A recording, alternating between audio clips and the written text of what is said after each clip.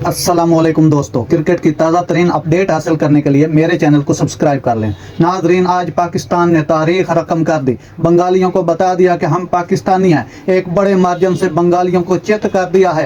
पहले बंगाली बैटिंग करते हुए 204 रन पर ढेर हो गए। शाहीन शाह अफरीदी और वसीम जूनियर ने तीन खिलाड़ियों को पवेलियन की राह दिखाई। बाद में पाकिस्तान का आगाज शानदार रहा। अब्दुल्ला शफीक और फखर जमान ने आज बड़ी जोरदार तरीके से बैटिंग की। और अगर पाकिस्तान का स्कोर कार्ड देखें तो इसमें अब्दुल्ला शफीक का स्कोर 69 बॉलों पे 68 रन रहा। 9 चौके 2 छक्के लगाए। उसके बाद फखर जमान ने बड़ी ही जबरदस्त और जारहाना बैटिंग की। 74 गेंदों पर 81 रन स्कोर किए, जिसमें 3 चौके और 7 छक्के लगाए। उसके बाद बाबर आजम है खातिर खा कारकर्दगी ना दिखा सके। मोहम्मद रिजवान भी आज अच्छा खेले। 21 गेंदों पर 26 रन बनाकर 4 चौके लगाए। इफ्तिखार अहमद 15 गेंदों में 17 रन बनाकर नॉट आउट रहे। उन्होंने भी 2 चौके लगाए।